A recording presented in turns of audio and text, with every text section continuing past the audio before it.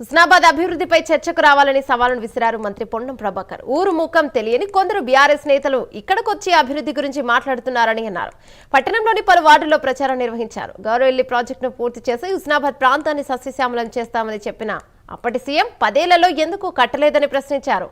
సిద్దిపేట వరంగల్ నుంచి హుస్నాబాద్ అభివృద్ధికి ప్రణాళికలతో ముందుకెళ్తున్నామని మంత్రి పొన్నం తెలిపారు.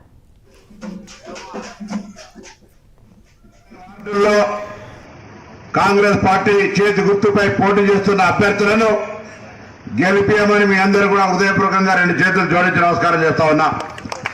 ఆశీర్వచనంతో ఒకసారి శాసనసభ్యుడికి ఎన్నికైతే ఒక పార్టీ సీనియర్ కర్త అయిన నాకు తెలంగాణ ప్రభుత్వంలో రాష్ట్ర మంత్రిగా మీ అందరి ఆశీర్వచనంతో వచ్చింది.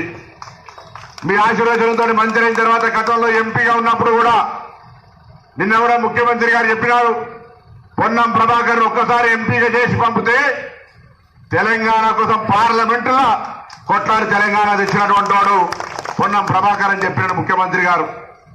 ఇలా మీ ఆశీర్వచనంతో ఎమ్మెల్యే మంత్రి అయిన తర్వాత హుస్నాబాద్ సంబంధించి చాలా మంది మాట్లాడుతూ ఉన్నారు.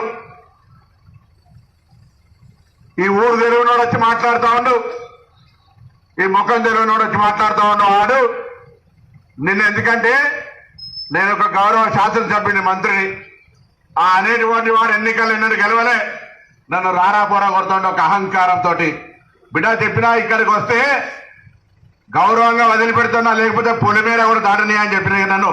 మర్యాదనే కదా. నువ్వు చర్చ చేయదలుచుకుంటే హుస్నాబాద్ అభివృద్ధి మీద పొన్నం ప్రభాకర్ ఎమ్మెల్యే అయినాక 2 ఏళ్లలో ఏం చేసిండో, నీ శాసనసభ్యుడు ఏం చేసిండో చర్చ చేద్దాం మొత్తం నియోజకవర్గం మీద.